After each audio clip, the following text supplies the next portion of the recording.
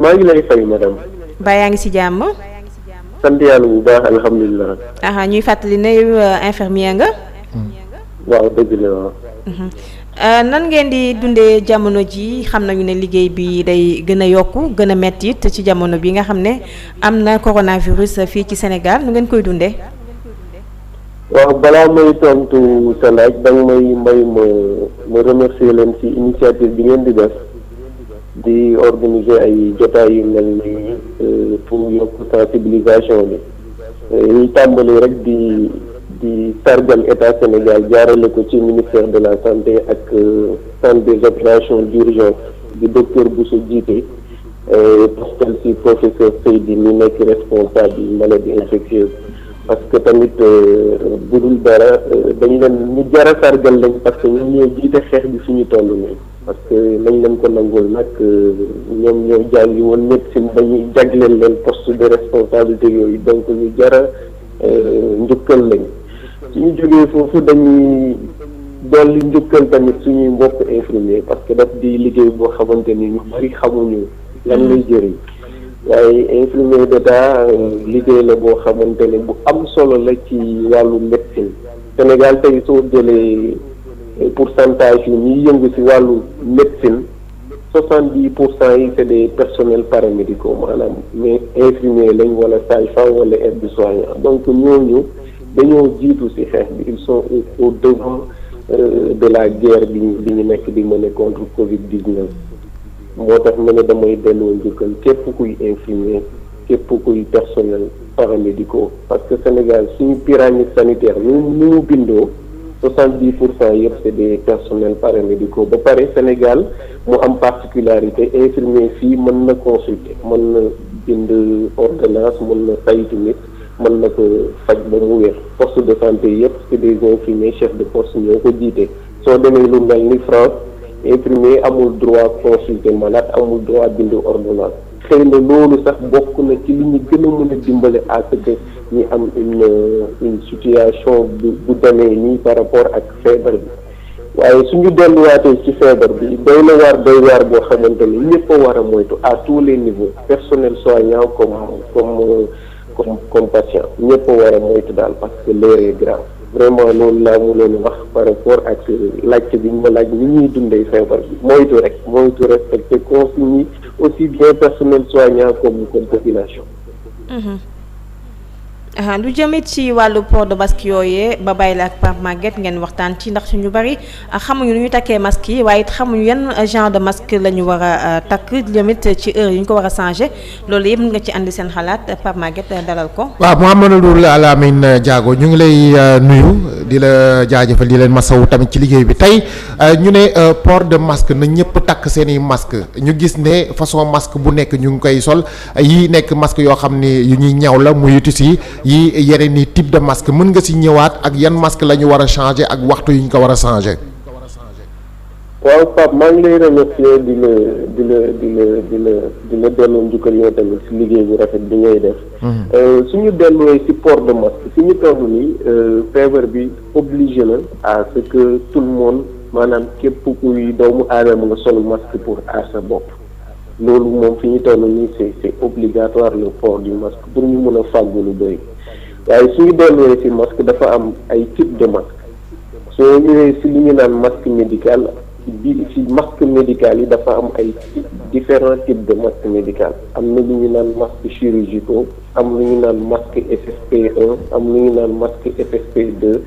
maanaam ay norme la yoo xamante dañ ko teg ne masque bi su melee nii nangul nañ ko ne nii lañ ko war a mën a wooyee soo jëlee masque chirurgicaux masque la boo xamante ni durée de vie am nee nañ mën na dem ci 2 waxtu ba 3 waxtu maanaam képp ku takk masque chirurgicaux mën na la fàggu par rapport ak yenn méthode barrières yi ci diiru 2 heures à 3 heures de temps waaye su ko weesoo da nga ko war a sànni du masque ba ñuy utiliser waat masque FFP1 FFP2 ay masque la yoo xamante ne nit ki mën na ko utiliser waat durée de vie bi mën na gudd utilisation bi nag pour nga mën ko defaat il faut que soit nga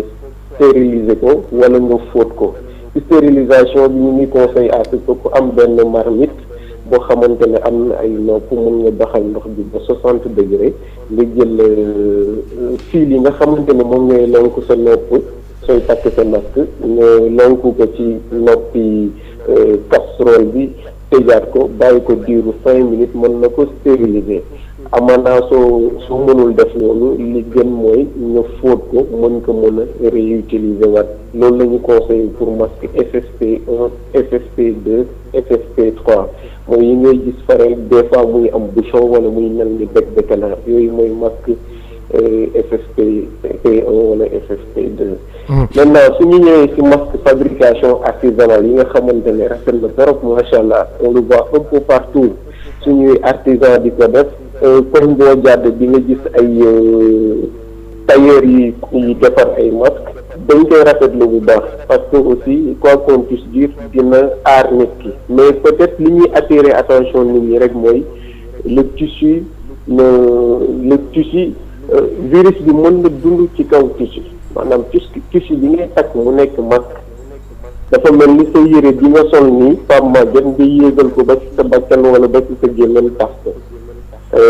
méthode barrière la quand même parce que su fekkee man mi janoog yow am naa doomu jàngoro bi xëy na su may wax yi génn sama gémmiñ mën na ko baare ba du yegg ci yow mais du la protéger à 100% parce que du masque médicalisé masque fabrication industrielle la xanaa peut-être ñuy lancer appel rek à ce que état bi mu gën a dolli liggéeyam par rapport ak normalisation yi ñu ci wax parce que am na ñu su nekk di liggéey organisation yuy saytu affaire norme de fabrication produit article ñu ngi liggéey am na bataaxal bu ñu bind ba jox ko ministère bi saytu loolu ak que képp ku mun a defar ay masque nga defar ko ne ci kaw nga respecter normes yi xëy na liggéey nag Sénégal dina si yeewoo gën a am fulaak fayda ba suñu jógee si lii ba beneen nouvel ordre mondial di jógaat ñu am suñu fulaak fayda gëm suñu citoyens yi jàppale leen jàppale suñu artisans yi à ce que ñu am toutes les dispositions nécessaires ñu mën a defar ay masques ba pourquoi pas sax ñuy jaay bitim réew loolu daal laa amoon message bu may lancé mais ku mën a takkal loo mënti am même su fekkee du masque bi su fekkee fulaar la takkal pour mun a aar sa bopp mun a aar ñi nga nekkal. d'accord demal li ma lay mujjee laaj docteur bu ñu génnee ci li nga xam moom mooy masque yooyu masque yi nga xam dañ koy ñaw mën nañ ko sol bu ñu paree boo demee ci kër gi mën nga ko fóot bu woowee nga teg ci fer donte doo mën a am soleil bu doy mais tamit est-ce que damay gis ñoo xam ne dañuy takk fulaar ay fulaar yi nga xam ne jigéen ñi dañ koy wékkoo damay gis ñu koy takk seen kanam loolu tamit ba tey baax na de. waaw mooy li ma la wax rek parce que masque yi ñuy ñëw nii yëpp muy fabrication artisanale c'est des chutes de tissu yu des ñu jël ko di ci ñëw masque fi ñu toll nii dafa bett ñëpp feebar bi daa bett ñëpp desuti tissu yi desoon ci